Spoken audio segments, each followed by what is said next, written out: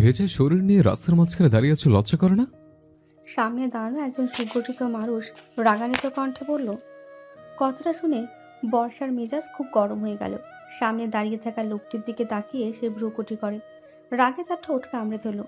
কঠিন গলায় লোকটি আবার একই প্রশ্ন করল। চুপ করে আছো কেন? এই বৃষ্টি ভেজা সন্ধ্যা রাস্তার মাঝখানে দাঁড়িয়ে কি করছো? মাথার উপর বৃষ্টি, অন্ধকারে এই মানুষটির জিজ্ঞাসাবাদ। বর্ষা লোকটার দিকে তাকালো। অন্ধকারের কারণে তার মুখ দেখা যাচ্ছে না। বোঝা যাচ্ছে সে বেশ লম্বা, পরিবারের সবচেয়ে ছোট মেয়ে। কেউ তার সাথে উচ্চস্বরে কথা বলে না, অথচ কতটা বেপরোয়াভাবে এই লোকটা ধমকাচ্ছেন। সন্ধ্যা 7টা বাজে। তারা কোচিং সেন্টার থেকে বাসায় যাচ্ছিল। হঠাৎ বৃষ্টি শুরু হলো। ঠান্ডা বাতাসে শরীর কাঁপছে। রাস্তায় দোকানপাট বন্ধ। ঝড় আসবে টের পেয়ে দোকানিরা ছাপ বন্ধ করে চলে গেছে। মাহিরা, অহিতা আর নিতু একটা দোকানের সামনে ফাঁকা জায়গায় দাঁড়িয়ে আছে। এই জায়গা থেকে 2 মিনিট হাঁটলেই একটি বাগান। রাস্তা দিয়ে যাওয়ার সময় মাঝে মাঝে ডাকাতরা ধরে বাগানে নিয়ে যায়, এমনটাই শোনা গেছে এলাকায়। বর্ষা বৃষ্টি পছন্দ করে। বৃষ্টি হলে সে ভেজে। কাঁচা রাস্তাগুলো বৃষ্টির পানিতে প্লাবিত। গর্তে পানি জমে রাস্তাগুলো কাদামাটিতে পরিণত হয়েছে। আকাশে বজ্রপাত নেই, বৃষ্টি পড়ছে। হঠাৎ তার পেছনে একটি গাড়ি এসে থামলো, আর একজন অপরিচিত ব্যক্তি ছাতা নিয়ে গাড়ি থেকে নেমে গেল। লোকটির মনে হয় ভদ্রতার ন্যূনতম বোধের অভাব রয়েছে। বৃষ্টিতে ছুটে আসে মাহিরা। লোকটির উদ্দেশ্যে বলল, কেউ এভাবে গাড়ি চালায়? আরেকটু হলেই দুর্ঘটনা হয়ে যেত। লোকটি তার আঙুলে তুড়ি বাজিয়ে বলল, হ্যালো, আমি গাড়িটা তোমার বন্ধুদের সামনে আনি নাই।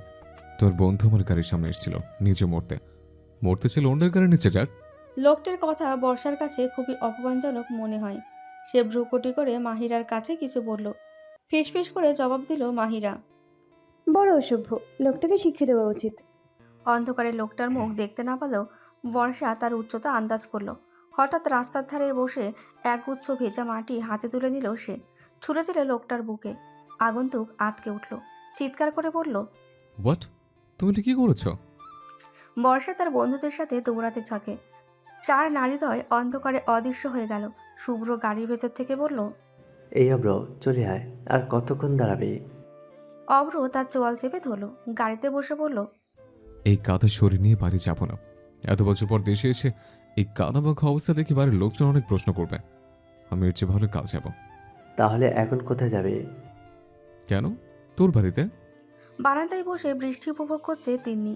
বর্ষাকে গেট দিয়ে ঢুকতে দেখে দৌড়ে তোয়ালে নিয়ে নিচে এলো। বেল বাজাতে সদর দরজা খুলে দিল তিন্নি। তোয়ালেটা বাড়িয়ে বলল, দেখেছিস বৃষ্টি হচ্ছে, তবু ভিজে এলি কেন? বর্ষা তাকালো, সাথে সাথে মুচকি এসে বলল, ভিজেছি কি আর সাধে আপু? কোচিং সেন্টার থেকে বের হয়ে মোল্লার দোকানে এলাম, আর প্রবল বৃষ্টি শুরু হলো। তখন কি করব, তাই ভিজতে হলো। এছাড়া রাস্তায় একটা ঘটনাও ঘটেছে। তিন্নি নিজেই তোয়ালে দিয়ে বর্ষার মাথা মুছতে লাগলো। কি হয়েছে? হাসি মুখে ঘটনাটি বলল বর্ষা। তিন্নি রাগ দেখিয়ে বলল, লোকটা ভালো কথা বলেছে, তোর এটা করা উচিত হয়নি। কিভাবে ভালো বলেছে? বৃষ্টিতে ভিজছিস, জ্বর হলে বা মেয়ে দেখলে ছেলেরা যদি বিরক্ত করে, এই ভেবেই হয়তো বলেছে। আর তাছাড়া তোকে কতবার বলেছি বড়দের নাম ধরে ডাকবি না। মোল্লার নজরুল চাচা কি তোর ছোট? লোকটাকে মোল্লার দোকান বলে গালি দিস কেন? আপু, সবাই তো তাই বলে। তুই বলবি না। চেয়ারে বসে আছেন নূর ইসলাম। গম্ভীর গলায় বললেন, বৃষ্টিতে ভিজে এসেছো কেন? বৃষ্টি কমলে বা বাড়িতে ফোন দিলে গাড়ি পাঠানো যেত। আমার ঠান্ডা লাগবে না দাদা, তুমি চিন্তা করো না। শুধু 1 কাপ চা খেলেই হবে। ঠিক আছে, তাড়াতাড়ি রুমে যাও এবং ভেজা কাপড় ছেড়ে শুকনো কাপড় পরো। ঠান্ডা লাগলে সহজে ভালো হবে না। রিমা কোথায়? একসঙ্গে কোচিং থেকে বের হয়নি? আসছে পেছনে। বর্ষা স্নান সেরে বাথরুম থেকে বেরিয়ে এলো। তোয়ালে দিয়ে ভেজা চুল মুছতে মুছতে বারান্দায় পা রাখলো। রিমা 2 কাপ চা নিয়ে রুমে এলো। বর্ষাকে খুঁজতে বারান্দায় গেল। 1 কাপ চা তার হাতে দিল। বর্ষা জিজ্ঞেস করলো, ফোনে কি দেখছিস? আজ আমার ফ্রেন্ড লিস্টে একটা কিউটের টিপ অ্যাড হয়েছে। বর্ষা চায়ে ঠোঁট ডুবিয়েছে। তারপর হঠাৎ বলল, রান্নাঘরের ডিব্বা ফেসবুকে গেল কিভাবে? রাস্তায় কোথায় পেলো? আরে তুমি বুঝবে না, কিউটের ডিব্বা মানে একটা কিউট ছেলে আর 1 সপ্তাহ আগে রিকোয়েস্ট করেছিল, একটু আগেই মেনে নিচ্ছে। রিমা ফোনটা ধরিয়ে দিল বর্ষার দিকে। বর্ষা না তাকিয়ে বলল, তুই হয়তো এসব বিষয়ে আগ্রহী, কিন্তু আমি নই। গরম চা থেকে ধোয়া বের হচ্ছে। চায়ের কাপে চোখ স্থির রেখে বর্ষা মনে মনে বলল, ওই লোকটা নিশ্চয়ই আমাকে বকা দিচ্ছে। মুখটা স্পষ্ট দেখতে পাইনি, যদি পরিষ্কারভাবে দেখতে পেতাম তাহলে পরের বার দেখা হলে সরি বলতে পারতাম। হেয়ার ড্রায়ার নিয়ে দাঁড়িয়ে আছে অভ্র। সে আয়নায় তার প্রতিবিম্বের দিকে কয়েকবার তাকালো। দুবার স্নান করেছে, তবে মাটির গন্ধ শরীর ছাড়ছে না। অভ্র আরও পারফিউম দিয়ে রুম থেকে চলে গেল। শুভ্র নাক ছিটকে বলল, এত পারফিউম দিলি কেন? ঘর গন্ধ হয়ে গেছে। মনে হচ্ছে এক বোতল পারফিউম একবারেই শেষ করে ফেলবে। মাটির গন্ধ এখন আসছে শরীর থেকে। মেয়েদের সাথে ঝামেলা করতে নাই। ছোটবেলার কথা মনে পড়ে না? তখন মেয়েরা থুতু দিয়ে দৌড়াতো, আর এখনকার মেয়েরা কাদা। আমি তাকে ছাড়বো না। মেয়েটা কি খুব সুন্দরী ছিল যে ছাড়বি না? অভ্র সোফার ছোট্ট বালিশটা সাহিলের দিকে ছুড়ে দিল। অভ্র শাহাদাত আঙুল নেড়ে বলল। একদম চুপচাপ। সাহিল মুখ দিয়ে আওয়াজ করলো, বিষণ্ণ কণ্ঠে বলল, একটি সুন্দরী কাদা ছুঁড়ে গেল আর তুই এই অধমের কপালে বালিশ ছুঁড়ে ফেললি। তুই আজ বাড়ি যাবি না? বাড়িতে ফোন কর এবং তাদের জানা, তারা হয়তো অপেক্ষা করছে। দেশে আসবো সেটা কেউ জানে না। সবাইকে সারপ্রাইজ দেবো ভেবে এয়ারপোর্টে তোদের আসতে বলেছিলাম। আর মেয়েটা তোকে সারপ্রাইজ করেছে। খান পরিবারের বড় ছেলে সরফরাজ খান অভ্র দেশে ফিরেছে। তার উপস্থিতি বাড়ির সবাইকে অবাক করে। 8 বছর পর অভ্র সামনে থেকে সবাইকে দেখছে। মা, বাবা, দাদা, দাদি, চাচা, চাচি সবার চোখে জল। মুহূর্তের মধ্যে খান বাড়িতে উদযাপন এবং খাবার তৈরি করা শুরু হয়। অভ্র যা খেতে পছন্দ করে তাই রান্না হবে আজকের খাবারে। খান বাড়ির দক্ষিণ পাশে বিশাল ফুলের বাগান। বর্ষা চুপ করে বসে আছে। রিমা করুণ গলায় বলল, এত বছর পর অব্র ভাই দেশে এসে আমাদের সঙ্গে দেখা করেননি। আমি এটা মেনে নিতে পারছি না। তাছাড়া অব্র ভাই আসছেন, রান্নাঘরে অনেক রান্না হচ্ছে দেখে আমি ভীষণ খুশি। তাই শুধু এক টুকরো ভাজা ইলিশ চেয়েছিলাম। বাবা চাচি কেউ আমাকে এক টুকরো দেয়নি। উল্টো তিনি বললেন অব্র না খাওয়া পর্যন্ত কেউ পাবে না। রিমা রাগে কপালে থাপ্পড় দিল। অব্র ভাইকে ঘিরে এত আয়োজন, কিন্তু তার কোনো খবর নেই। কিছুক্ষণ পর গেট দিয়ে 3টে ছেলে ঢুকলো। সঙ্গে আছেন অপূর্ব, নাহিদ ও তিন্নি। রিমা ভ্রুকুটি করেছে, ভাবুক কণ্ঠে বলল, অব্র ভাই ছোটবেলায় খুব মোটা ছিল, এখন হয়তো স্লিম অ্যান্ড ফিট। সে এত মোটা ছিল যে হাঁটলেই পড়ে যেত। কথাগুলো বলার সাথে সাথে বর্ষার চোখের সামনে টেবিলে শক্ত হাত রাখলো একজন। শব্দটা এতই জোরে হলো যে বর্ষা চমকে গেল। তিন্নি এসে পাশে দাঁড়ালো। অভ্র তার দিকে তীক্ষ্ণ দৃষ্টিতে তাকিয়ে বলল, এই বনো মেয়ে এখানে কি করছে? ও তো অভ্র তিন্নিকে থামিয়ে বলল, ছোট চাচার একমাত্র মেয়ে, আর তারই বন্য মেয়ে। অভ্র তার কথা শেষ করতে পারেনি। তার আগে বৃষ্টি ছাড়া তার মুখে পানি পড়ল। টেবিলের ওপর জলের জগ রাখা আছে। অভ্র বারবার তাকে বুনো বলে ডাকছে দেখে বর্ষা জগ ভরা পানি ছুঁড়ে দেয়। তিরস্কারের সুরে বলল তিন্নি, বর্ষা, এটা কেমন অসভ্যতা? সে আমাকে বন্যা বলে ডাকছে কেন? গতকাল ও আমার দিকে কাদা ছড়েছিল, আর এখন পানি। আগে আমি এটা সম্পর্কে সবাইকে বলি। অভ্রার কথা শুনে বর্ষা চমকে গেল। তিন্নি বলল, তোর উপর কাদা নিক্ষেপ করেছে ভাই? হ্যাঁ, গতকাল বিকেলে দেশে আসছে। গ্রামে আসতে আসতে সন্ধ্যা হয়ে গেল। তারপর দেখলাম সে রাস্তার মাঝে দাঁড়িয়ে বৃষ্টিতে ভিজছে। আমি গাড়ি থেকে নামলাম, তাকে বুঝিয়ে গাড়িতে নিয়ে বাসায় চলে আসবো। আর সে আমার বুকে মাটি মারল। সেই গন্ধ এখনো কাটেনি, এখন আবার পানি। ও এত অভদ্র হলো কিভাবে? তিন্নি বর্ষার দিকে তাকালো। সে ভ্রুকুটি করলো। রিমা জিজ্ঞেস করলো, তিনি আপু উনি আমাদের। তিন্নি একবার রিমার দিকে তাকালো, তারপর গম্ভীর কণ্ঠে বলল, অভ্র ভাই? আনিসুর হকের মৃত দিঘি ঘাটে এসেছে বর্ষা।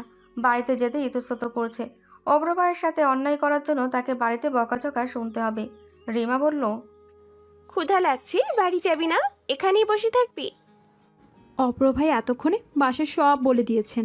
আমি বাড়ি গেলে মা আর বাকিরা রাগ করবে। তুই তোর বারান্দায় পাইপ পেয়ে রুমে যেতে পারিস, তাহলে কেউ দেখবে না।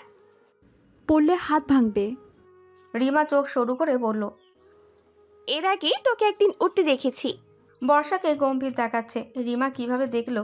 সে খুব সাবধানী এবং সবার থেকে লুকিয়ে উঠেছিল। রিমা বর্ষার হাত ধরে টেনে টুনে বাড়ির পেছনের দিকে নিয়ে গেল। বর্ষার পাশের ঘরটা অভ্রের।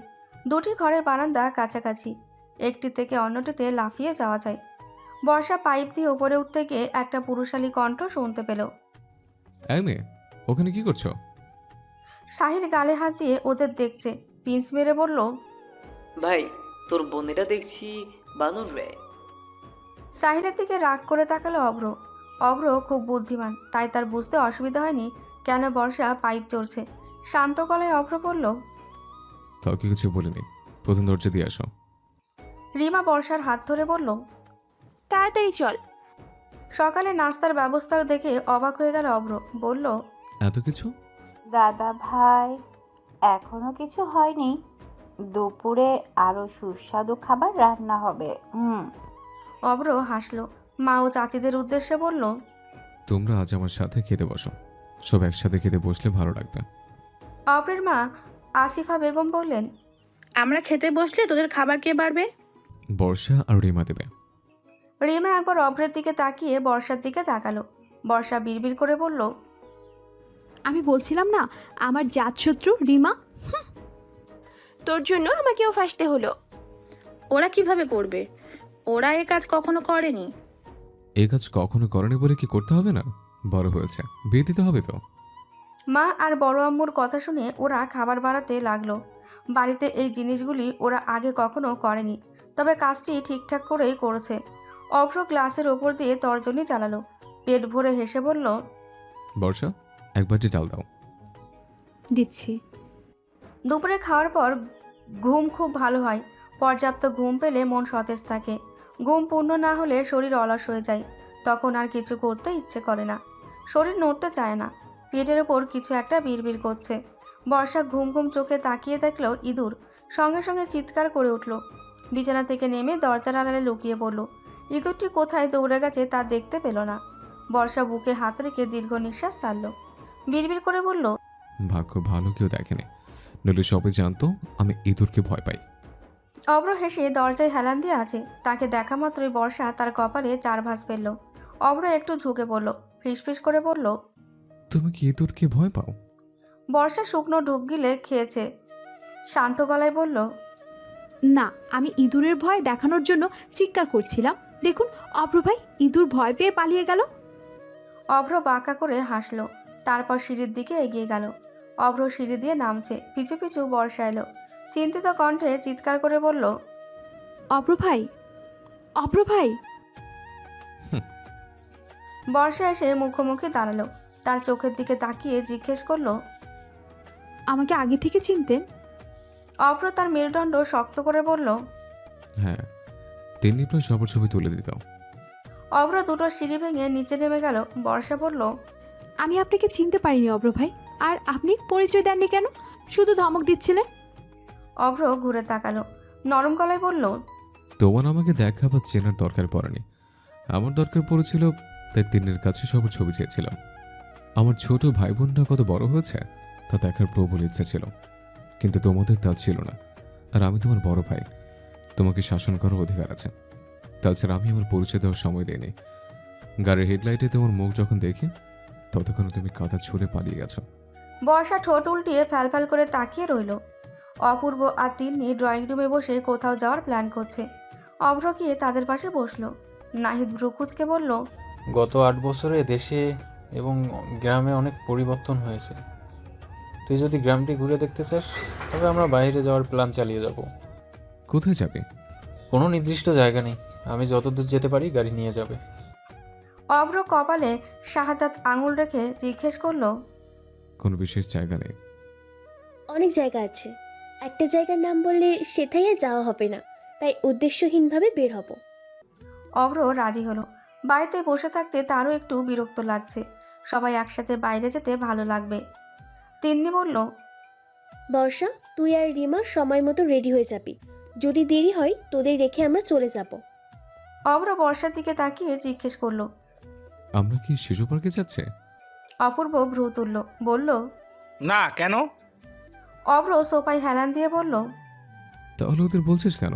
তারা তো শিশু। কোন দিক থেকে আমাকে শিশু মনে হয়? সব দিক থেকে। বর্ষা, ওকে পাত্তা দিস না, অভ্র মজা নিচ্ছে। তুই 3টার আগে রেডি হয়ে যাবি। বর্ষা চলে গেল। অভ্রের উদ্দেশ্যে নাহিদ বলল, তুই ওর পিছু পড়েছিস কেন?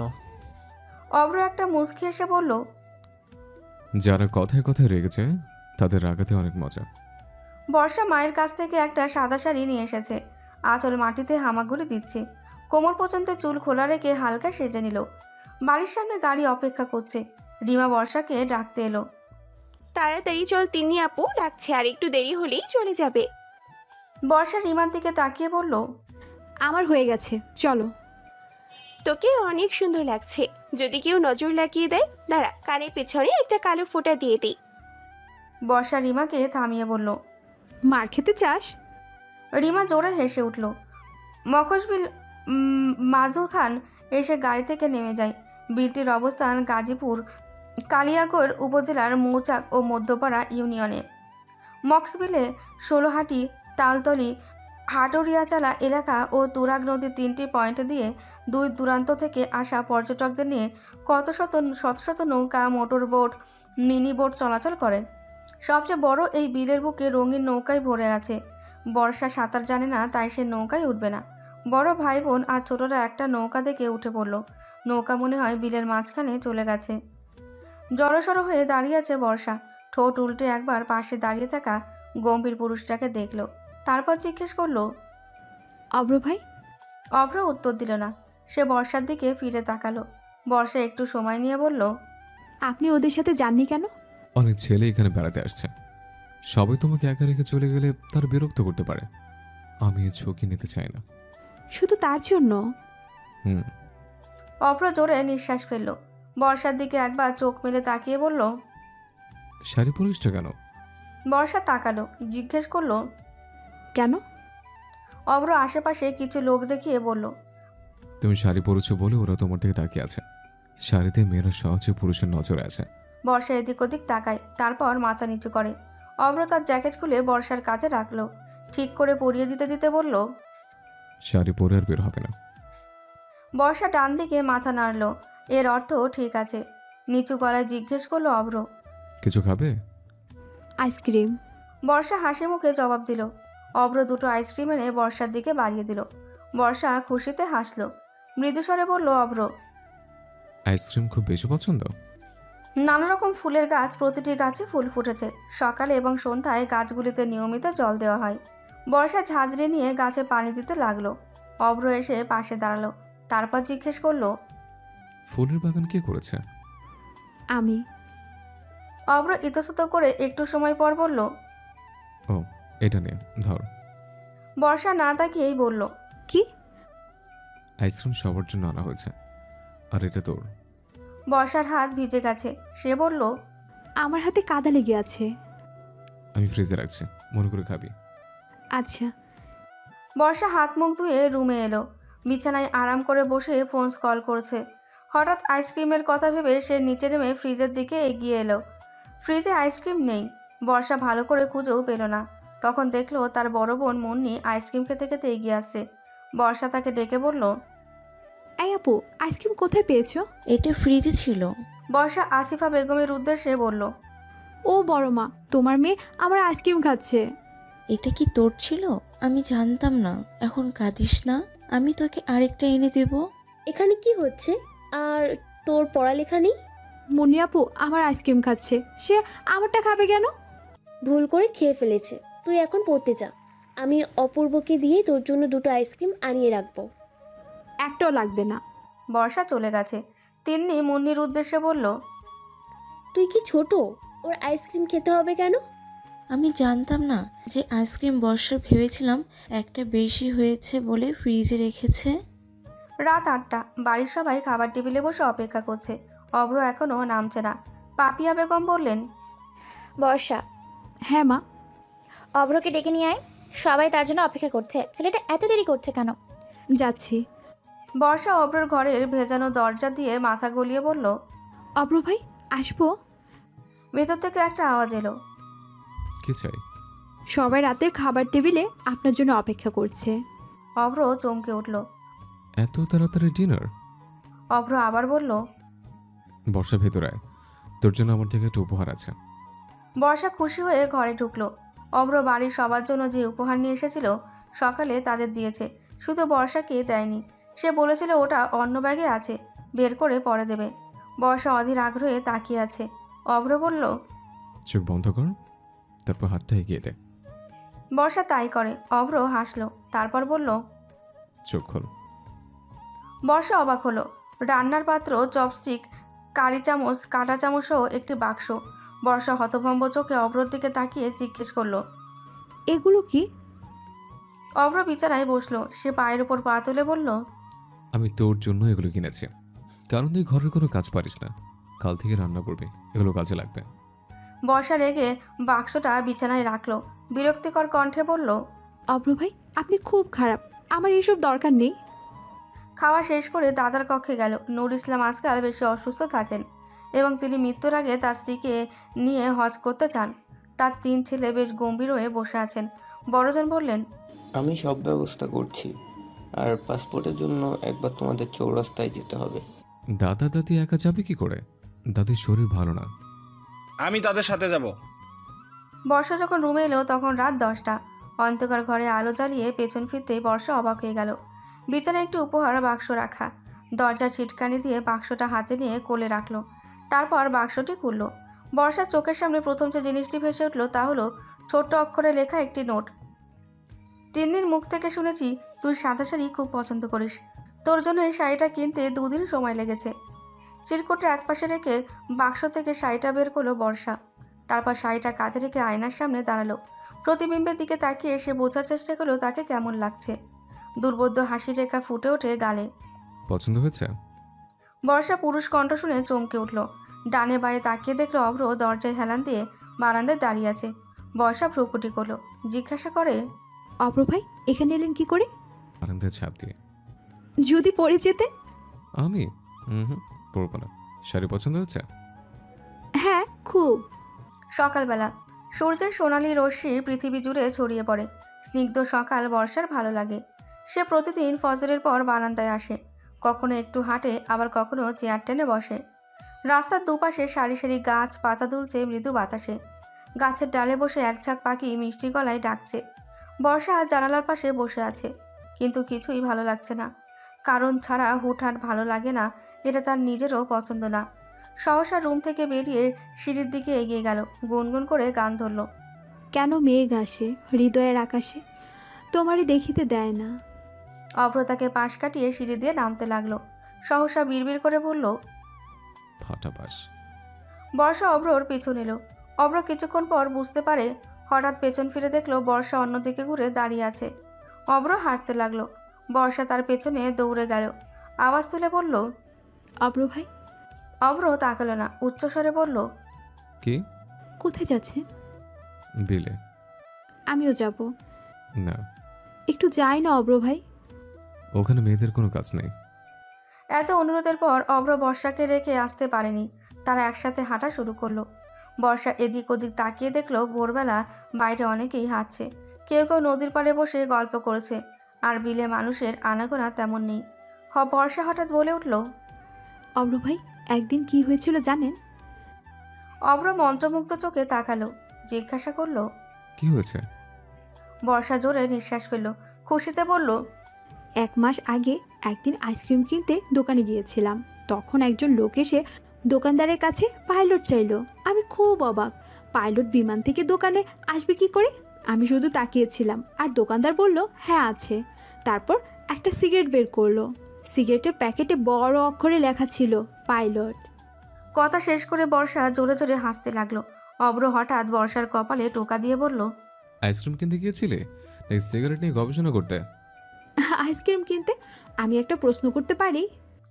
অভ্র প্রকৃতির শান্ত পরিবেশের দিকে তাকিয়ে বলল, কর। বর্ষা অভ্রের মুখের দিকে তাকিয়ে বলল, অভ্র ভাই, আপনি সিগারেট খান না? না। কেন? আমি সিগারেটের বাজে গন্ধ পছন্দ করি না। সপ্তাহ 2 পরে একটা অজানা চিঠি এলো। কে পাঠিয়েছে নাম লেখা নেই। যার জন্য চিঠি, খামে তার নাম লেখা আছে। বর্ষা খামটা নিয়ে নিজের ঘরে চলে গেল। দরজা বন্ধ করে কাগজটা খুলল। ছোট অক্ষরে লেখা। ঠোঁটের কোণে খুশির হাসি ফুটে ওঠে। সূর্যের প্রবল রশ্মি মুখ থুবড়ে পড়ে। সূর্যের আলো আজ মিষ্টি লাগে। আমার অস্থির মন শান্ত হয় তোমার দেখে। 4 লাইনে ছোট্ট লেখাটি বর্ষার মনে দাগ ফেলেছে। একবার, দুবার করে কয়েকবার এটি পড়ল। এইটুকু লেখায় সে কি এমন মাধুর্য খুঁজে পেল? বর্ষা হাত থেকে সাদা কাগজ রাখতে চায় না। কাগজটা নামিয়ে রাখার কথা ভাবতেই সে লেখাটা আরও দুবার পড়ল। হঠাৎ অভ্রর নামটা মাথায় এলো। এর কারণ জানা নেই। বর্ষার হাতের এই চিঠির লেখাটিকে অভ্র শাড়ির সাথে রেখে যাওয়া নোটের সাথে মিলিয়ে নিল। কোনো মিল নেই। সে হতাশ হলো। কাগজ দুটো বইয়ের মধ্যে রেখে দিয়ে বাইরে গেল। খানবাড়ির বাগানে একটা বড় ফুলের গাছ আছে। গাছে ফুল ফুটে আছে, চারিদিক ঘ্রাণে ভরে উঠেছে। গাছ থেকে ফুলগুলো ঝরে আলতোভাবে তার গায়ে পড়ছে। অভ্রের মনে হলো তার পেছনে কেউ এসেছে। অভ্র চোখ বুঝলো। ক্ষণিকের জন্য তার আভাস পেল তার উপস্থিতি মনকে শান্ত করেছে। অভ্র বিড়বিড় করে বলল, তুমি আমার কল্পনা নাও। তবে কি তুমি? অভ্র ভাই। অভ্র চোখ খুলল। সে সোজা হয়ে দাঁড়ালো। দৃঢ় ও গম্ভীর গলায় বলল, হঠাৎ এখানে? ফুল নিতে এসেছি, বকুল ফুল। অভ্র তাকালো। জিজ্ঞাসা করে, ফুল কেন? আমি মালা বানাবো। বকুল ফুলের মালা? হ্যাঁ। বাগানে অনেক ফুল আছে, সব ছেড়ে বকুল কেন? সব কেনর উত্তর নেই অভ্র ভাই। অভ্র আর কথা বলল না। বর্ষা হাঁটু করে বসে ঘাসের উপর থেকে ফুল তুলতে লাগলো। অভ্র হাঁটু গেড়ে কিছু ফুল তুলল। বর্ষা কৌতূহলী দৃষ্টিতে তাকালো। অভ্র বিদ্রূপের সুরে বলল, সূচি চোখে আমার দিকে তাকানো বন্ধ কর। আমি কখন দেখলাম? বর্ষা শব্দগুলো হাওয়ায় উড়িয়ে দিল। কিছুক্ষণ পর ফের বলল, গতকাল কলেজ থেকে বাড়ি ফেরার পথে কুরিয়ার অফিসে গিয়েছিলাম। বলে বর্ষা থামলো। অভ্র কিছু বলছে না দেখে আবার বলতে লাগলো, চিঠি এসেছে। অভ্রর হাত থেমে গেল। শান্ত লোকটি কড়া গলায় বলল, এই বয়সে প্রেমের প্রস্তাব এবং চিঠি আসবে, সেসব নিজের উপর প্রভাবিত হতে দিবি না। আর খানবারে মেয়েকে চিঠি পাঠানোর সাহস কোন ছেলের আছে, খুঁজতে হবে। বর্ষা ফু দিয়ে নিঃশ্বাস ফেল। অভ্র কোনোভাবে চিঠিদাতা নয়। অভ্র যদি জানতে পারে যে বর্ষা তাকে দিনে এসব ভাবছে, সে নিশ্চয়ই ওকে চড় মারবে। মুহূর্তে এই কথাটা মাথা থেকে ঝেড়ে ফেলল বর্ষার। বকুল ফুলের মালা গাঁথা শেষ। হাতে পরার জন্য খুব বড় নয়, ছোট করে বানানো হয়েছে। বর্ষা মালা নিয়ে অভ্রের ঘরে এলো। অভ্র গতকাল বলেছিল যে সে বকুল ফুল পছন্দ করে, তাই সকালে তাজা ফুল দিয়ে মালা তৈরি করে বর্ষা। অভ্র রুমে নেই। বর্ষা একটা ভারী নিঃশ্বাস ফেলে দরজার দিকে পা বাড়ালো। বালিশের নিচে অর্ধেক কাগজ দেখতে পেল। বালিশটা তুলে কাগজটা বের করে 2 ভাঁজ করা কাগজে লেখা একটা চিরকুট দেখলো। বিড়বিড় করে পড়ল, পরিয়াছ সাদা শাড়ি, আমি মুগ্ধ হইয়াছি। সাদা শাড়িতে মুগ্ধতা ছড়িয়েছ তুমি, আমি আবার প্রেমে পড়িয়াছি। সাদা শাড়িতে তোমারে দেখিয়া হয়তো নেশা মরিয়া হইয়া উঠলাম। বর্ষা চোখ বুঝলো। আনন্দের হাসি হেসে কাগজটা কপালে ঠেকিয়ে রাখলো। সকালে যে চিঠিটা পড়েছিল তার হাতের লেখাও একই। বর্ষা আস্তে করে বলল, অভ্র ভাই, আপনার লুকোচুরি আমি ধরতে পেরেছি। বর্ষা দিঘির পানিতে পা ভিজিয়েছে। মনটা খুব উদাস। তার চোখে মুখে বিষণ্ণতার ছাপ এবং হাতে একটা কাগজ। তাতে লেখা আছে নানা কথা। সেই লেখাগুলো পড়লে হৃদয়টা কেঁপে ওঠে। মানুষটার কাছে ছুটে গিয়ে জিজ্ঞেস করতে ইচ্ছে করে, কিভাবে কেউ এত ভালোবাসতে পারে। প্রশ্ন হলো, এই ভালোবাসার শুরু কিভাবে? দীর্ঘ 15 দিন চোখের সামনে মানুষটিকে দেখেও তার মন বুঝতে পারেনি বর্ষা। অসহায় দৃষ্টিতে তাকিয়ে রইল গভীর জলের দিকে। হালকা হাওয়ায় ভেসে যাচ্ছে পদ্মফুল। বর্ষা অন্যমনস্ক। হঠাৎ বিড়বিড় করে বলল, ভালোবাসি শব্দটা বলেনি সে কখনো, তার অনুভূতি প্রকাশ করেনি। আমি কখনো বুঝিনি, আমি কখনো তার হৃদয়ের আড়ালে লুকিয়ে থাকা ভালোবাসা খোঁজ করিনি। আমি কি এত বোকা! একটা ছেলে চোখের ভাষা দেখতে পাইনি, সে আমাকে নিঃস্বার্থ ভালোবাসে। তুই এখানে কি করছিস? কারো কণ্ঠ শোনা গেল। কণ্ঠস্বরের মালিককে চিনতে দ্বিধা হয় না বর্ষার। দিঘির পানির দিকে দৃষ্টি স্থির করে বলল, ভাবছি। অহিতা তার পাশে বসলো। বর্ষার মুখের দিকে তাকিয়ে জিজ্ঞেস করলো, কি ভাবিস? ক্ষীণ কণ্ঠে বলল, কিছু না। অহিতা একটা দীর্ঘ নিঃশ্বাস পেল। তারপর মৃদু স্বরে বলল, বল, আমি কাউকেই বলবো না। বর্ষা তাকালো। কিছুক্ষণ পর বলল, আজ এই প্রথম কারোর জন্য ফুলের মালা বানালাম। আমি যখন তাকে দিতে গেলাম দেখলাম সে সেখানে নেই। আমি তাকে সব জায়গায় খুঁজেও পেলাম না। মনে হয় সে হঠাৎ হারিয়ে গেছে। তারপরে তার লেখা 2টি চিরকুট পেলাম। কে সে? অভ্র ভাই? বর্ষা ফ্যালফ্যাল করে তাকালো। কড়া গলায় জিজ্ঞেস করলো, কি করে বুঝলি? অহিতা দ্রুত উত্তর, আজকাল তোকে ওর সঙ্গে বেশি দেখা যাচ্ছে। বর্ষা জোরে নিঃশ্বাস পেল। কাগজটা অহিতার হাতে দিল। অহিতা গলা পরিষ্কার করে পড়তে শুরু করলো, হুট করেই চলে যাও কাছে থেকেই অনেক দূরে। তুমি কল্পনায় বিলাসী, স্বপ্ন ভেঙে দূরে বসে হাসো। মনের আঙ্গিনায় তুমি উৎকণ্ঠা, বিবর্ণতা দিয়ে আমার ভূমি সাজিয়ে হঠাৎ উর্মির হৃদয় বুক ফুলিয়ে স্বামীর কাছে ফিরে এসো।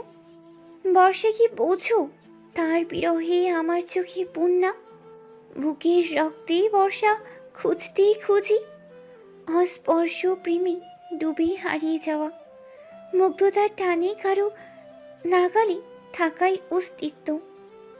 কে এসে কি একটু বর্ষা ভাসছে নীলে, বৃষ্টির কথা শোনো, তীরে ভেসে থাকা বৃষ্টির হৃদয় কি চায়, অশান্তিতে সময় কাটছে তোমায় ছাড়া, তোমার সাদা শাড়ির আঁচল মিলে আজ বর্ষা আসো না, শেষ ট্রাম গেলেই বর্ষা হয়ে যায় শেষ বর্ষা, তোমার জন্য চঞ্চল মন পাগল, এক নিপুণ স্পর্শে তুমি ভেঙেছ মনের তোয়াল। বর্ষা, তুমি দূরের তীরে বসে হাসছো, তোমার কথা ভেবে আমি খাতায় পড়ে ফেলি অবুঝ সব লেখায়, দুঃসময় শুধু কষ্টই পেতে শেখায়। বর্ষা, তোমার হাত ধরে হাঁটতে চায়, নরম হাতের কমল ছোঁয়া আপনাকে অস্থির করে তুলবে, বুকের মধ্যে অবিরত চোখের পাতা ছুঁয়ে গেলে আলিঙ্গনে নিজেকে হারিয়ে আবার সুখী হতে চায়। বর্ষায় বৃষ্টি হোক, সব অঙ্গে শীতল ছোঁয়া যাক, তোমার মাঝেই আমি আমার মন হারাই। অয়িতা হাঁপাচ্ছে, জোরে নিঃশ্বাস ফেলে বলল, তোর অব্র ভাই তো খুব ভালো লিখেছেন। বর্ষা মাথা নিচু করলো, নিচু গলায় বলল, তার মানে আমি কি করে যাব?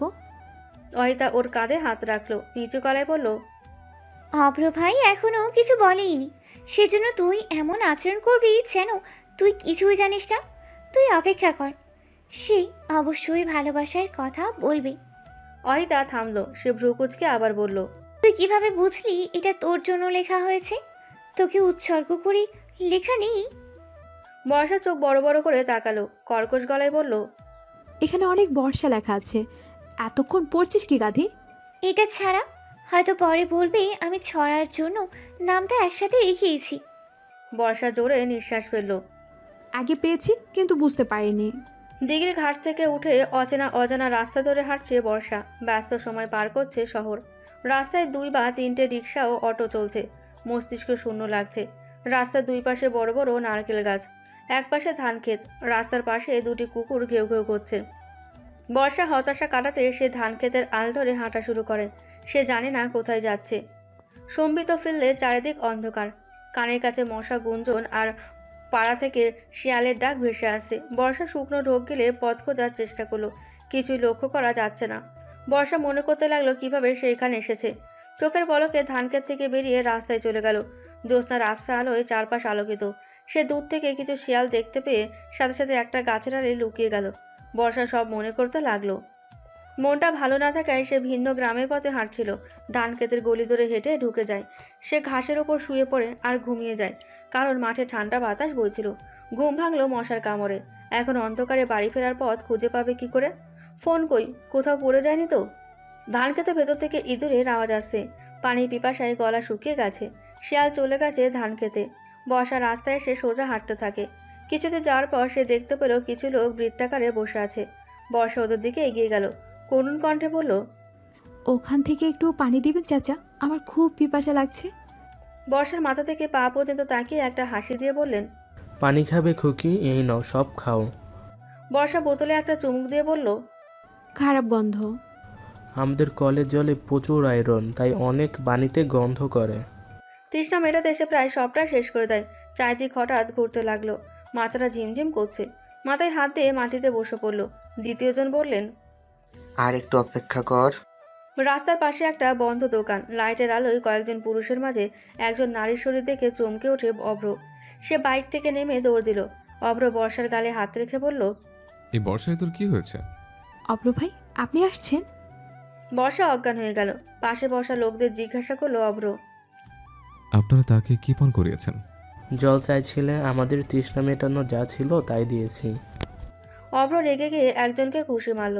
তাদের একজন সেই জায়গা থেকে গ্রামের দিকে ছুটে গেল। অন্য দুজন মদ খেয়ে নেশায় বুঁদ হয়ে আছে, শরীরে কোনো শক্তি নেই। তাদেরকে মারধর করে রাস্তায় ফেলে রাখা হয়। অভ্র চেঁচিয়ে বলল, বৃষ্টি ওঠ, চল বাসায় যাই। ঘুমন্ত গলায় বলল বর্ষা, বাড়ি যাব না অব্র ভাই, আমি তোমার সাথে থাকবো। তোকে 2 ঘন্টা ধরে খুঁজছে, বাড়ির সবাই তোকে নিয়ে টেনশন করছে। বর্ষা ঝিমোচ্ছে। অব্র প্যান্টের পকেট থেকে ফোন বের করলো। বর্ষার ফোনের লোকেশন এখনও কাছেই দেখাচ্ছে। বাড়িতে কল দিল। পাপিয়া বেগম ফোন রিসিভ করেন। অব্র তাদের জানায় যে সে বর্ষাকে খুঁজে পেয়েছে। এরপর নেটওয়ার্কের জন্য কল কেটে যায়। অব্র বর্ষাকে পাজা কোলে নিয়ে বাইকের দিকে হেঁটে যাওয়ার সময় লোকজন তাকে ঘিরে দাঁড়ায়। তৃতীয় ব্যক্তি ইতিমধ্যে মাতব্বর ও গ্রামের কয়েকজনকে মিথ্যা বলে তার সঙ্গে নিয়ে এসেছে। মাতব্বর তাদের কথা না শুনে গ্রামে নিয়ে আসেন। অব্রকে চেয়ারে বেঁধে বর্ষাকে মাটির ঘরে বন্দি করে রাখা হলো। মাতব্বর ফজল মিয়া প্রচণ্ড ক্রুদ্ধ। তার গ্রামে এমন খারাপ কাজ সে মেনে নিতে পারে না। অবৈধ সম্পর্ক করা যুবক যুবতীকে লোকজন ধরেছে বলে তাদের আহত করেছে। অন্যজন বলেন মারের বদলে মার দেওয়া হোক। মাতব্বর তারা করেনি। যেহেতু একটা মেয়ের ইজ্জত জড়িত, তার শরীরে এই কলঙ্ক থাকলে সে আত্মহত্যা করতে পারে। সবকিছু ভেবে বর্ষা ও অব্রকে বিয়ে দেওয়ার সিদ্ধান্ত নেন মাতব্বর ফজল মিয়া। অব্রর মুখ বাঁধা থাকায় সে কিছু বলতে পারছে না। মাতব্বরের নির্দেশে বাঁধন খুলে দেওয়া হলো। অব্র সত্যিটা বলল, কিন্তু কেউ বিশ্বাস করল না। কেউ কেউ একসঙ্গে বললেন বিয়ে এড়াতে ভাই বোনের সম্পর্কে নাম দিচ্ছেন তারা। কাজে উপস্থিত, জোর করে বিয়ে দেওয়া হবে। বর্ষা নেশাগ্রস্ত ছিল এবং সে এখনও সেই মাটির ঘরেই। কাজী এসে অব্রর সামনে বসে, তাকে কবুল বলতে বলেন। অব্র গম্ভীর ভঙ্গিতে বসে আছে। নেশাকর অবস্থায় বিয়ে হবে না, সে তা জানে। আর বিয়ে না করলে বর্ষার চরিত্রে দাগ পড়বে। সব দিক চিন্তা করে সে হ্যাঁ বলল। বর্ষা নেশায় মত্ত।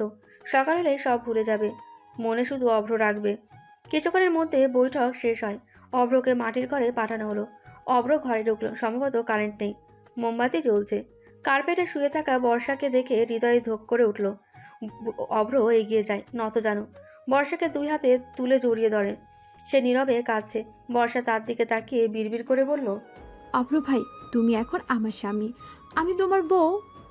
অব্র কেঁদে ফেলল। বর্ষার কপালে একটা গভীর চুমু দিয়ে ক্ষীণ গলায় বলল, যা হয়েছে আজ ভুলে যা বর্ষা।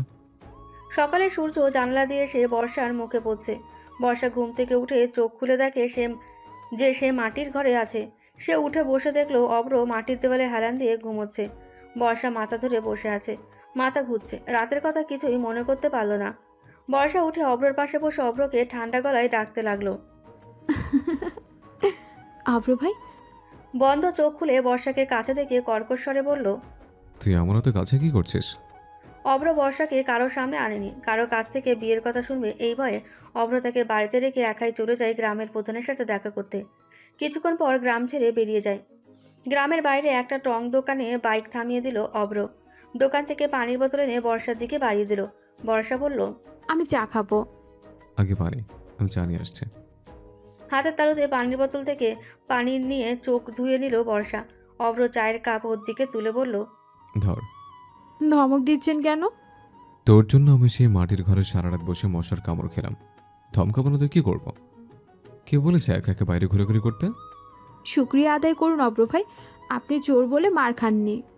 অব্র হাসলো, বিড়বিড় করে বলল, পাগলি।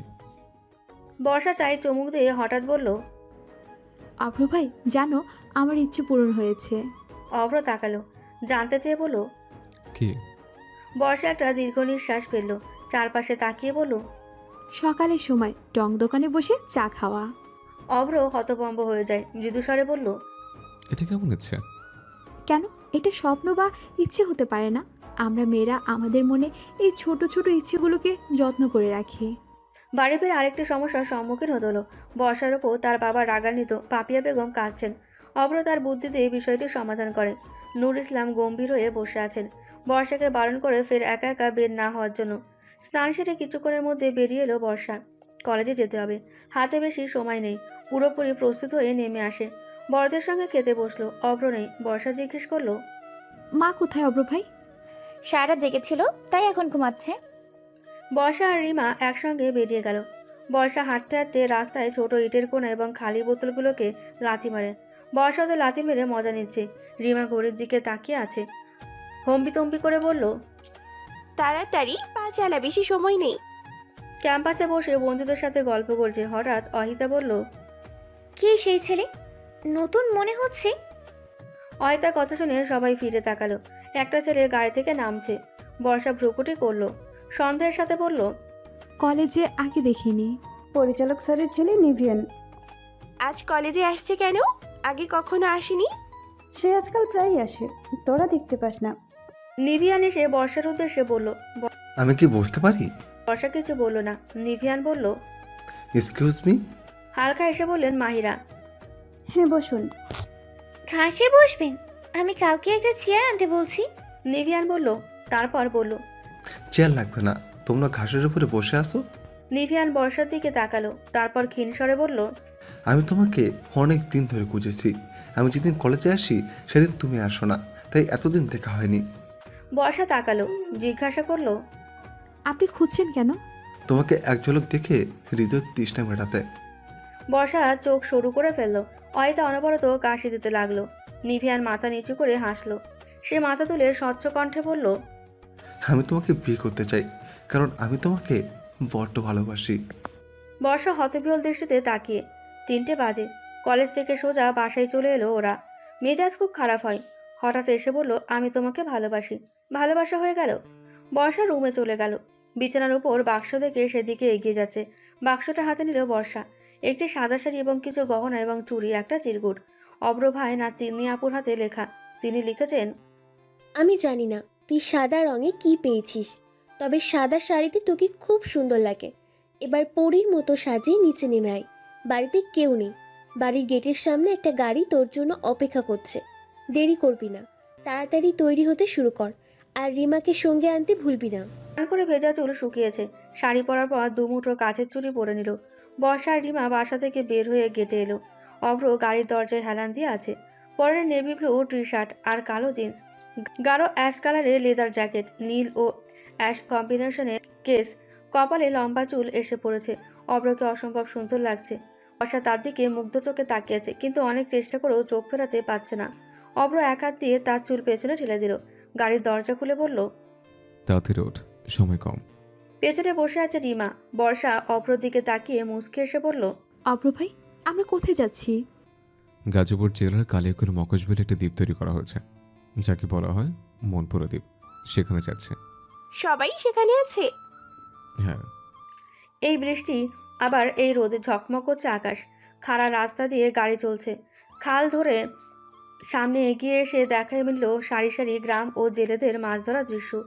বিলের মাঝে ঢেউ তুলে যাচ্ছে ছোট বড় ট্রলার ও ডিঙি নৌকা। তাদের সঙ্গে পাল্লা দিয়ে স্রোতে ভাসছে কচুরিপানা। জানালা দিয়ে বিলের জলরাশির দিকে তাকালো বর্ষা। স্বচ্ছ নীল দেখাচ্ছে জল। পরিবারের সবাই ইতিমধ্যে দ্বীপে উপস্থিত। দ্বীপে পৌঁছানোর পর তাদের খুঁজে বের করে সেখানে যায়। সবাই একটা কটেজে বসে আছে। সন্ধ্যা ঘনিয়ে এলো। দিগন্ত থেকে ঠান্ডা বাতাস বইছে। সবাই মোটা কাপড় পরা। বর্ষার শীতে একটু কাঁপছে। অভ্র লক্ষ্য করলো। শরীর থেকে জ্যাকেটটা করে বর্ষার কাছে রাখলো। সবার থেকে দূরে শুকনো কাঠ দিয়ে আগুন জ্বালানো হয়। আগুন জ্বালায় অপূর্ব, নাহিদ ওরা একটা বৃত্তাকারে সেখানে বসলো। আজ বর্ষার জন্মদিন এবং সে ভুলে গিয়েছিল। সবার উপস্থিতিতে কেক কাটা হয়। নাহিদ তার গাড়িতে গিটার নিয়ে এসেছে। অভ্রর কণ্ঠ খুব ভালো, সে খুব ভালো গায়। অপূর্ব নাহিদ একটা গান ধরতে অনুরোধ করলো। অমনি আর তিন্নি এসে বসলো। অভ্র গিটার দেখে বলল, তোরা কি প্রস্তুতি নিয়ে আসছিস? যেহেতু সুযোগ এসেছে, হাতছাড়া করবো কেন? বর্ষা হাঁটুতে মুখ চেপে বসেছে। তার চোখ অভ্রর দিকে স্থির। গিটারের সুরে গান গাইতে শুরু করে অভ্র। যদি মন কাঁদে তুমি চলে এসো, চলে এসো এক বর্ষায়। এসো ঝড়ো ঝড়ো বৃষ্টিতে, জল ভরা দৃষ্টিতে। এসো কমলে শ্যামলে ছায়, চলে এসো এক বর্ষায়। যদিও তখন আকাশ থাকবে বৈরী, কদমগুচ্ছ হাতে নিয়ে আমি তৈরি। উতল আকাশ মেঘে মেঘে হবে কালো, ঝলকে ঝলকে নাচিবে বজডি আলো। তুমি চলে এসো, চলে এসো এক বর্ষায়। নামিবে আধার বেলা ফুরাবের পরে, মেঘমল্লার বৃষ্টিরও মনে মনে। কদমগুচ্ছ খোপা জড়াই নিয়ে, জলভরা মাঠে নাচবে তোমায় নিয়ে। চলে এসো, তুমি চলে এসো এক বর্ষায়। সবাই মুগ্ধ হয়ে গান শুনল। শান্ত মনোরম পরিবেশ, ঠান্ডা হাওয়া। সামনে আগুন জ্বলছে। আগুনের লাল হলুদ আলোয় অভ্রর মুখটা স্নিগ্ধ লাগছে। গানটি বর্ষার হৃদয়ে ছুঁয়ে গেল, কিন্তু গানের পেছনের অর্থ বুঝতে পারেনি। বাসায় ফিরে রাত 9টা বাজে। বর্ষা তার ঘরে আয়নার সামনে দাঁড়িয়ে আছে। তার প্রতিবিম্বের উদ্দেশ্য কড়া গলায় জিজ্ঞেস করলো, ভালোবাসা এত লুকোচুরি কেন? বলা যায় না মুখোমুখি দাঁড়িয়ে? নিভিয়ানের মতো সাহস না থাকলে ইউরোপে পড়ে লাভ কি? বালিশের সাদা খাম দেখে বর্ষা ভ্রুকুটি করলো। সে এগিয়ে গিয়ে খামটা হাতে নিল। নতুন নোট। সে বিভ্রান্ত হয়ে বসে রইল, যেন এক লাইনে সব কষ্ট লিখে ফেলেছে অভ্র। তোমার বিরহে আমার বুকে ব্যথা হয়। চারিদিক অন্ধকার, চোখে একটু তন্দ্রা। হাতে একটা চিরকুট নিয়ে বারান্দায় এলো বর্ষা। ক্লান্ত শরীর বিশ্রাম নিতে চায়। মন উকি দেয় পাশের বারান্দায় অন্ধকার ঘরে। জ্যোৎস্না আকাশে আচ্ছন্ন। চাঁদনি রাতে নীরব আকাশে জ্যোৎস্না মেলায় ভরা চাঁদ। বর্ষা রুমে এলো, বিছানায় শুয়ে আছে, বিড়বিড় করে বলল, অভ্র ভাই আর কত? ঠোঁটে হাসি নিয়ে বুকে বিষাদ পুষবেন। সকাল 9টা বাজে। মতি বাজার থেকে কিছু ইলিশ মাছ নিয়ে এসেছে। মাছ কাটতে বসেছেন আসিফা বেগম ও পাপিয়া বেগম। অভ্র বাইরে থেকে এসেছে। সে তাদের পাশে বসে জিজ্ঞাসা করলো, 4টা মেয়ে থাকতে সব কাজ তোমরা করো কেন? তোমরা তাদের দিয়ে কাজ করো না কেন? শ্বশুর বাড়ি গেলে তো কাজ করবেই, বাবার বাড়িটা একটু সুখ করুক। শ্বশুর বাড়ি যেও কাজ করবে না, সে সময় আরো আলসেমি করবে। ওরা কি করছে? ঘুমাচ্ছে। সকাল 9টা বাজে, এখনো ঘুম? ওয়েট, আমি তাদের ঘুমের ব্যাঘাত ঘটাচ্ছি। হঠাৎ গালে ঠান্ডা লাগছে। বর্ষা চোখ খুলে অবাক হয়ে জোরে চিৎকার করতে লাগলো। ইলিশ মাছ হাতে নিয়ে অভ্রর পেছনে ছুটল সে। অভ্র দৌড়াতে শুরু করে সিঁড়ি বেয়ে নেমে এলো। মা আর চাচির পেছনে দাঁড়িয়ে গেল। পাপিয়া বেগম ধমক দিয়ে বললেন, কি হচ্ছে? মাছ নিয়ে ছুটছো কেন? মায়ের প্রশ্নের উত্তর দিল না বর্ষা। আসিফা বেগম তাকে উদ্দেশ্য করে বলল, বড় আম্মু, অভ্র ভাইকে কিছু বলবা? আমি ঘুমাচ্ছিলাম, সে আমার মুখে ইলিশ মাছ ধরে রাখছিল। ছেলের দিকে তাকালেন আসিফা বেগম। সে জোরে বললেন, অব্র। অভ্র হাসি থামিয়ে ফের বলল, মুন্নি বা তিন্নি রুমে নেই। তারা কোথায়? রিমাকেও দেখে নেই। মুন্নি আর রিমা বাজারে গিয়েছে, বললো কি কাপড় লাগবে। আর তিনি হাসপাতালে গেল। আজ শুক্রবার সকাল 9 থেকে বিকাল 5টা পর্যন্ত হাসপাতালে থাকবে। শুক্রবারে রোগীদের ভিড় একটু বেশিই থাকে। মাথায় হাত বুলিয়ে বলল অভ্র। হ্যাঁ, ভুলে গেছে। এই মাছ দিয়ে কি করব? আমাকে দে, দুপুরে ভাজবো। মাছটি আসিফা বেগমের হাতে তুলে দিয়ে ক্ষোভে ফেটে পড়ে বর্ষা হনহন করে চলে গেল। দুপুরের পর নূর ইসলামের মেয়ে নুরুন্নাহার বিয়ের প্রস্তাবের কথা তুললেন। পাত্র বর্ষাকে খুব পছন্দ করে। নূর ইসলাম ভ্রুকুটি করলেন। বাড়ির বড় মেয়েরা এখনও বিয়ে করেনি, সেখানে ছোটটার সম্পর্কের কথা কিভাবে বললেন? তিনি সরাসরি না করলেন। অপূর্ব বলল, না না, ঠিকই বলেছেন মা। তাছাড়া বর্ষা এখনো পড়ছে, কলেজ পাশও করেনি, তার বিয়ে দিবে কিভাবে? নুরুন্নাহার ছেলেকে ধমক দিয়ে বললেন, ভালো ছেলে সবসময় পাওয়া যায়? ছেলে ভালো, বংশ আছে, সমস্যা কি? এই বাড়িতে বিয়ে হলে বড় মেয়ে মুন্নি, তিন্নির বিয়ে আগে হবে, তারপর রিমা ও বর্ষার বিয়ে নিয়ে আলোচনা হবে। কিন্তু খান বংশের মেয়েরা যথেষ্ট ভালো, তাদের সাথে ভালো হবে ইনশাল্লাহ। মেয়ে বড় হয়ে গেছে বলে বিয়ের প্রস্তাব আসবে বলে লাফালাফি করে বিয়ে দেওয়া যাবে না। বিয়ের সময় হোক, তখন দেখা যাবে। আর এসব বিয়ের কথা মেয়েদের শোনাবে না, বিয়ের কথা শুনে মেয়েদের লজ্জা ভেঙে যায়। অপূর্ব বর্ষা থেকে উঠে দাঁড়ায়। অভ্র মাথা নিচু করে মৃদু হাসল। অপূর্ব অভ্রর থেকে 1 মাসের ছোট।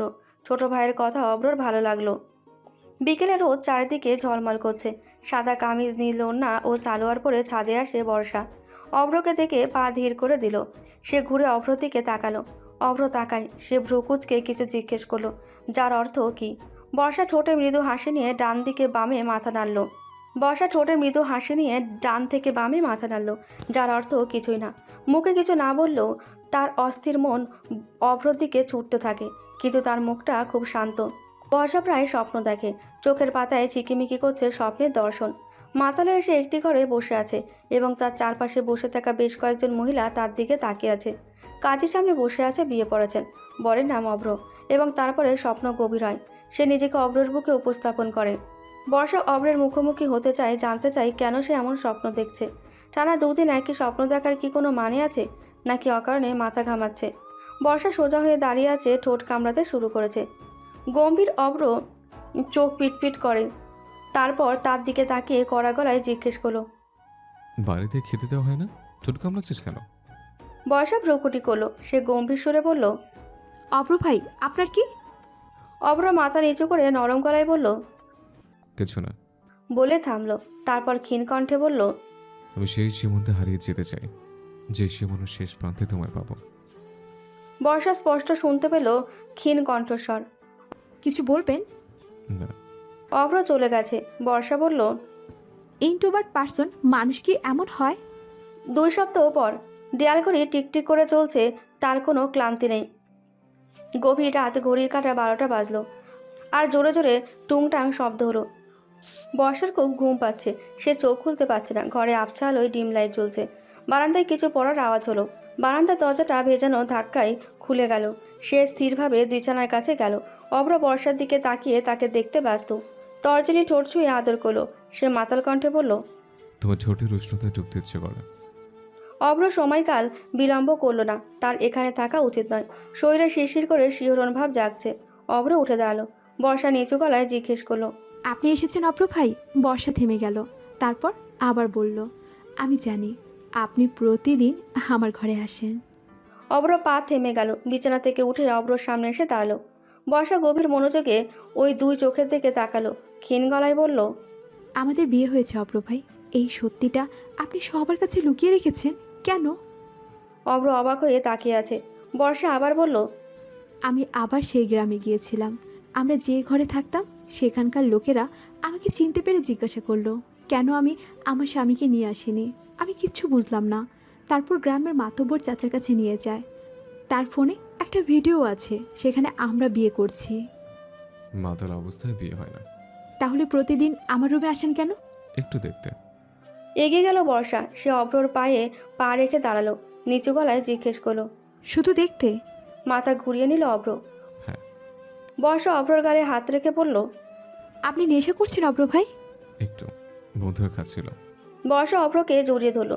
অব্র তাকে দূরে ঠেলে দেওয়ার চেষ্টা করে।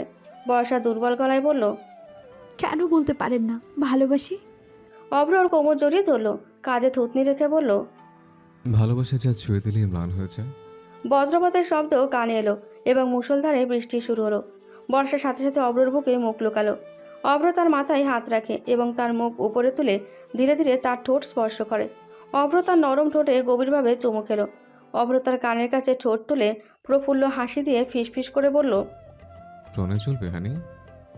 বর্ষার বুকে মুখ লুকিয়ে রেখে বলল, একটা ছোট চড়ুই অনেকক্ষণ খোলা আকাশে উড়ে বেড়াচ্ছে। অব্রর ঘরে যাওয়ার জন্য বারান্দার দরজা খোলা। পাখিটি ভুলে উড়ে গেল রুমে। বের হওয়ার উপায় না পেয়ে সে কিচিরমিচির শব্দে ডাকতে লাগলো। সিলিং ফ্যান নেই, এসির তাপমাত্রা খুবই কম। অব্র তন্দ্রাচ্ছন্ন চোখে উঠে বসলো। বিছানার পাশে সুইচ বোর্ডটা চেপে ঘরের লাইট জ্বালিয়ে দিল। ছাদের চারপাশে উঠতে থাকা পাখিটি একসময় নিচে নেমে আসে। দেওয়াল ঘেঁষে দাঁড়ালো। অব্রকে দেখে বুকটা কেঁপে উঠছে তার। অব্র মৃদু হাসলো। বিছানা থেকে উঠে পাখিটিকে ধরলো। দুই হাতে পাখি নিয়ে বারান্দায় এলো। তারপর ছেড়ে দেওয়া হয় খোলা আকাশে। উড়তে উড়তে পাখিটি একবার ফিরে তাকালো। অব্র ভ্রুকুচকে মেঝের দিকে তাকালো। কাল রাতে কি বৃষ্টি হয়েছিল? সেভাবে ভ্রুকুটি করলো। বারান্দার মেঝে ভেজা। অব্র পাশের বারান্দার দিকে তাকিয়ে দেখলো দরজা বন্ধ। ব্যাপারটাও ততটা গায়ে মাখলো না। রুমে ফিরে এলো। হলুদ টি শার্ট পরে আয়নার সামনে দাঁড়ালো। বিছানায় ফোন প্রাইভেট করা বাজছে। একটি বিদেশি নম্বর স্ক্রিনে ঝলকাচ্ছে। অব্র ফোন রিসিভ করলো। সে দৃঢ় এবং গম্ভীর গলায় জিজ্ঞাসা করলো, কি হলো আবার? ফোনের ওপাশে দিশেহারা লোকটি ইংরেজিতে বললেন, আমাদের 4 জন লোককে ওরা নির্মমভাবে মেরেছে বস। আমরা কি করব? আমি কিছুই বুঝতে পারছি না। আপনি জরুরি ফ্লাইটে আসুন। তুমি জি গ্রুপে থাকো, যত তাড়াতাড়ি সম্ভব আসার ব্যবস্থা করছে। অব্র কল কেটে দিল। সে আলমারির কাভার থেকে পাসওয়ার্ড নিয়ে কারো অজান্তেই দ্রুত বাসা থেকে বের হয়ে যায়। মায়ের চিৎকারে জেগে ওঠে বর্ষা। সে বন্ধ দরজার ওপাশ থেকে চিৎকার করে। বর্ষা চোখ খুলে চারিদিকে তাকালো। স্পষ্ট কণ্ঠে বলল, অপেক্ষার ডেকো না, আমি উঠে গেছি। শরীর নিয়ে বিছানা থেকে উঠতে পারছে না। শরীর ব্যথা। হঠাৎ এমন ব্যথার কারণ ঘুম কাটেনি। গামছাটা কাঁধে নিয়ে বাথরুমে গেল। শরীরে পানির ছিটা পড়তে সে ছিটকে উঠল। খুব জ্বলছে শরীর। সে তার জামা একটু নামিয়ে ফেলল এবং নখ ও কামড়ের চিহ্ন দেখতে পেল। তার ফর্সা শরীরে কিছু অংশ লাল হয়ে গেছে। মাথায় হাত দিয়ে মেঝেতে বসলো বর্ষা। গত রাতের কথা একটু মনে পড়ে তার। ভেজা শরীর নিয়ে বাথরুম থেকে বেরিয়ে রুমে চলে গেল। ঘরটা খালি।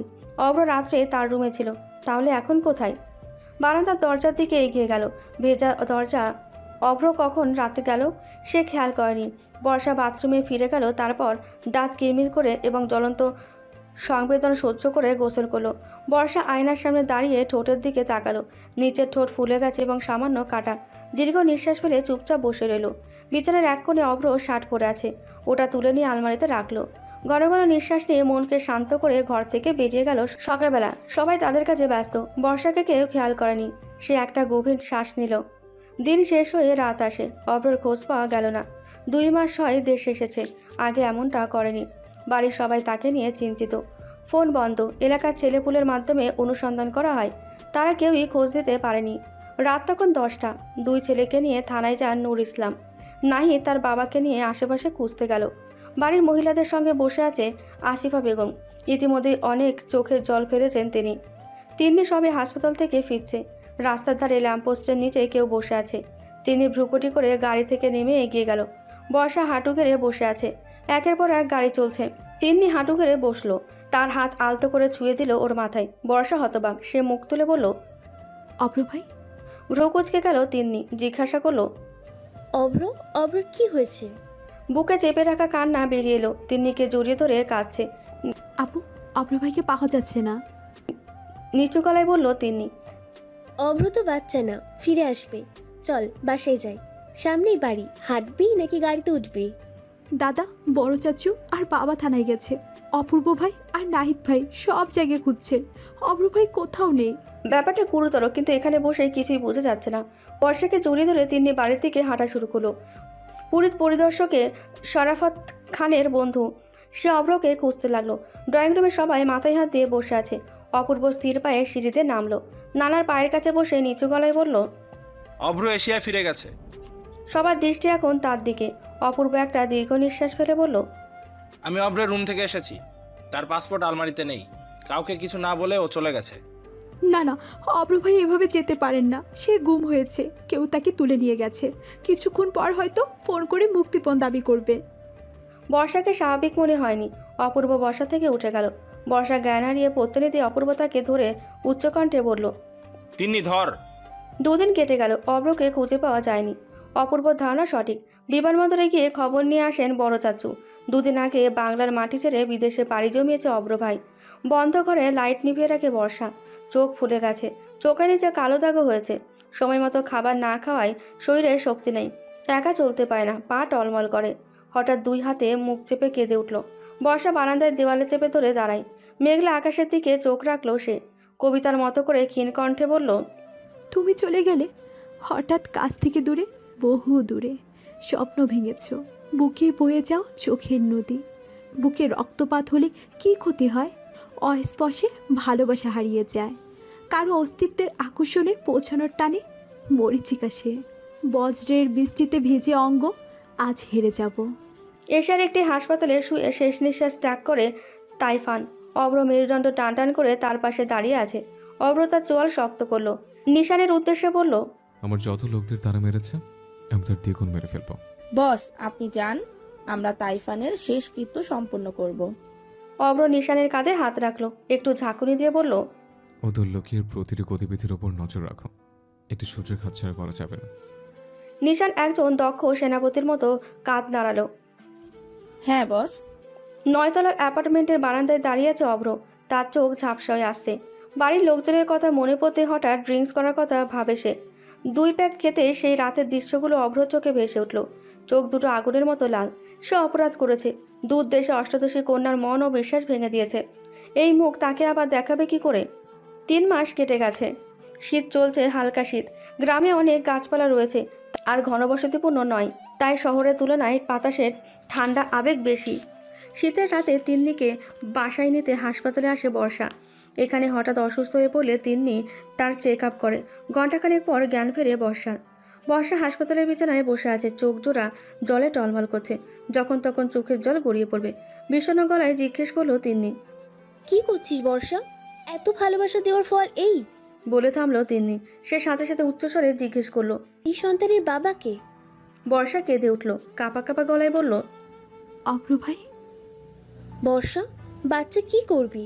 আর বাড়ির লোকেদের কি জবাব দিবি? মৃদুস্বরে জিজ্ঞেস করলো তিন্নি। বর্ষা বিছানা ছেড়ে উঠল। তিন্নি 2 হাত ধরে বলল, আপু, আমার ভালোবাসার একমাত্র নিদর্শন। আমি তাকে কখনো হারাতে পারবো না। তুমি একটা ব্যবস্থা করো। ভাবলো তিন্নি, তারপর বলল, আমি এই হাসপাতাল থেকে বদলে ব্রাহ্মণবাড়িয়া মেডিকেল কলেজ হাসপাতালে যাচ্ছি। আমি সেখানেই থাকবো। তুই আমার সাথে চল। কিন্তু বাচ্চাকে কতদিন লুকিয়ে রাখতে পারবি?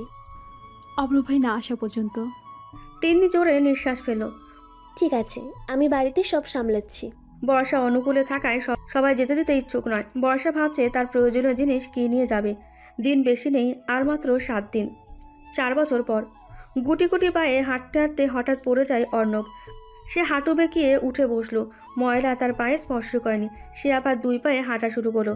রান্নাঘরে ঢুকে মিষ্টি গলায় ডাকলো, মা, মা। বর্ষা পেছনে তাকালো। একটা মুচকি হেসে দিয়ে জিজ্ঞাসা করলো, কি হয়েছে অর্ণব? অর্ণব 2 হাত বাড়িয়ে দিল কোলে ওঠার জন্য। তারপর বলল, মা আমি খাবো। বর্ষা করে নিল, বলল, 2 মিনিট দাঁড়া অর্ণব, এটা হয়ে আসছে। অর্ণবকে নিয়ে বারান্দায় এসে দাঁড়ালো। বাইরে বৃষ্টি হচ্ছে, বারান্দায় বৃষ্টির ফোঁটা পড়ছে।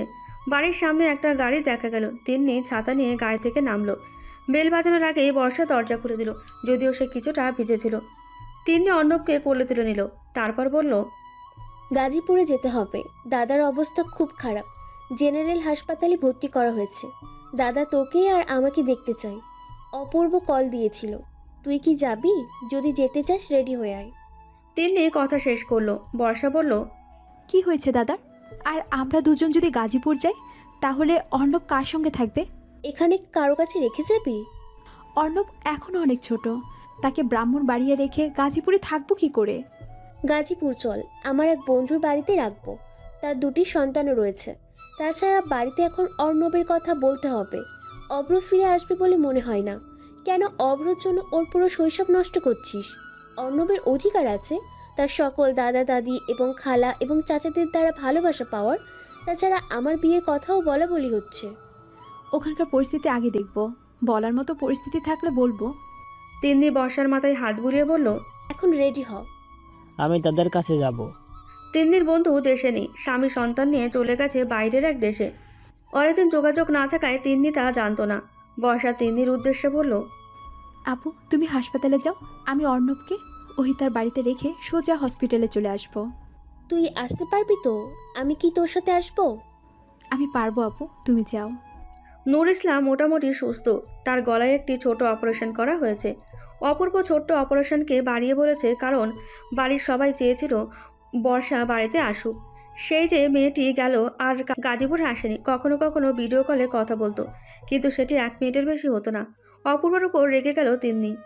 বেচারার ওপর আর রাগ করিস না। হঠাৎ একজন পুরুষের মৃদু কণ্ঠস্বর শুনে তিন্নি স্তম্ভিত হয়ে গেল। নিঃশ্বাস ভারী হয়ে উঠল। সে ফিরে তাকালো অভ্রর দিকে। তিনি বাড়ির সবার কাছ থেকে বিস্তারিত শুনল। অভ্র কাল রাতে দেশে আসছে, আর সেই দাদা নূর ইসলামকে গলার অপারেশনের জন্য বুঝিয়ে হাসপাতালে নিয়ে আসে। চাপা গলায় বলল তিন্নি, আমি একটা ফোন করব। সবার থেকে একটু দূরে চলে গেল তিন্নি। বর্ষাকে কল দিল। পুর থেকে রতনপুর যাওয়ার রাস্তায় দাঁড়িয়ে আছে বর্ষা। অহিতা তার সামনে দাঁড়িয়ে আছে। অর্ণবকে অহিতার কোলে তুলে দেওয়া হলো। তারপর বর্ষা কিছু একটা বলে তাড়াহুড়ো করে রাস্তা পার হতে শুরু করলো। তারপর হঠাৎ কল এসে ফোনটা বেজে উঠল। তিন্নি কল দিয়েছে, সে হাসপাতালে গেছে। জরুরি ভেবে কল রিসিভ করে সে। বর্ষা, অভ্র আসছে। রাস্তার ঠিক মাঝখানে দাঁড়িয়ে আছে বর্ষা। তারপর হঠাৎ একটি গাড়ি ধাক্কা মারে। বাজারের জামে মসজিদটির সামনে নিথর হয়ে পড়ে আছে। রাস্তায় ভিড় জমলো। ফোনে সবার কথা শুনে তিন্নি ছুটে এলো। পরিবারের সদস্যরাও সঙ্গে রয়েছে। রাস্তার লোকজন জানান যে মেয়েটির সদ্য দুর্ঘটনা হয়েছে, তাকে টানা হাসপাতালে নিয়ে যাওয়া হয়েছে। বর্ষা জরুরি ওয়ার্ডে আছে। মাথায় ও হাতে আঘাত লেগেছে এবং অন্য কোনো ক্ষতি হয়নি। বর্ষা বিছানায় বসে আছে। তিন্নি একজন ডাক্তার, তাই সে নিজেও একবার চেক আপ করলো। বাড়ির সবাই বর্ষাকে জড়িয়ে ধরে কাঁদতে থাকে। দরজার সামনে দাঁড়িয়ে আছে অভ্র। বর্ষার সামনে দাঁড়ানোর সাহস নেই তার। অহিতা হাসপাতালের বাইরে আছে এবং অর্ণবকে কাঁদতে দেখে ভেতরে যায়। বাচ্চার কণ্ঠ শুনে সবাই দরজার দিকে তাকালো। 3 বছরের একটা ছেলে মামা বলে দৌড়াচ্ছে। বিছানাটা অনেক উঁচু, অর্ণব উঠতে পারে না। তিন্নি অর্ণবকে বিছানায় উঠিয়ে দিল। ছোট্ট অর্ণব মায়ের বুকে আঁকড়ে ধরে। সবার মনেই প্রশ্ন জাগে। পাপিয়া বেগম বলেন, এই ছেলেটাকে আমার মেয়েকে মা ডাকছে কেন? তিন্নি আলতো করে চাচির কাঁধে হাত রাখলো। নরম গলায় বলল, তার নাম অর্ণব, সে বর্ষার ছেলে চাচি। তারা অবিশ্বাসের চোখে তাকালো। সবার প্রশ্ন, বাবাকে? বর্ষার বাবা শাহরিয়ার খান বললেন, বর্ষা কবে বিয়ে করছো আর এই ছেলের বাবাকে? অভ্র আওয়াজ তুলল, স্পষ্টভাবে বলল, আমি। সবার গম্ভীর মুখ মুহূর্তেই নরম হয়ে গেল। অভ্র এগিয়ে এলো। বর্ষার চোখ ছলছল করছে। অর্ণবকে প্রথমবারের মতো তার বাবা কোলে নিল। বুকের সাথে মিশে যায় অর্ণব, যেন আকাশ এসে মিশে গেল মাটির সাথে। অভ্রের চোখ ভিজে গেছে। সে একবার বর্ষার দিকে তাকালো।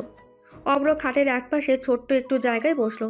অভ্রের চোখের কার্নিশ থেকে 1 ফোঁটা জল পড়ল এবং সে বর্ষাকে জড়িয়ে ধরল। মাথায় হাত বুলিয়ে নরম গলায় বলল, আই এম সরি, আমি তোমাকে ছেড়ে চলে গেছি, আর যাবো না। দূর আকাশে চাঁদ জ্বলে, জ্যোৎস্না রাতকে আলোকিত করে। ছাদে যাওয়ার পথে বাতি জ্বালিয়েছে বর্ষা। জ্যোৎস্নার আলো লাইট জ্বালাতে শোভা ছড়াতে পারছে না, অন্ধকারকে আরও ভয়ঙ্কর করে তুলছে। নিস্তব্ধত পায়ে হেঁটে এলো অভ্র। ডান পাশে দাঁড়িয়ে বলল, হানি। তার হৃদয় কেঁপে উঠল। ইচ্ছে না করলেই একবার শরীর কেঁপে উঠল। বর্ষা তাকালো। অভ্র বলল, আমার পেছনে অনেক শত্রু ছিল, তাতে সবাইকে শাস্তি দিতে এবং ফিরে আসতে 4 বছর লেগেছে। কিন্তু বিশ্বাস করো, আমি জানতাম না আমাদের একটা অর্ণব আছে। তুমি আমার জন্য কত কষ্ট সহ্য করেছো। বর্ষা তার তর্জনীটা অভ্র ঠোঁটে রাখলো এবং তার 2 পায়ে ভর দিয়ে দাঁড়ালো। কানের লতিতে ঠোঁট ছুঁয়ে নেশালো কণ্ঠে বলল, অভ্র ভাই, আপনার জন্য অপেক্ষা করতে আমার কোনো সমস্যা নেই। আমি সারা জীবন অপেক্ষা করতে পারি। অভ্র অবাক চোখে তাকিয়ে আছে বর্ষার দিকে, তারপর বুকে জড়িয়ে ধরে। অভ্র ওর কপালে চুমু খেয়ে তারপর ওর ঠোঁটে চুমু খেতে লাগলো। বর্ষা অভ্রর বুকের বাঁ পাশে হাত রাখলো, বাধা দিয়ে বলল, অর্ণব চলে আসবে।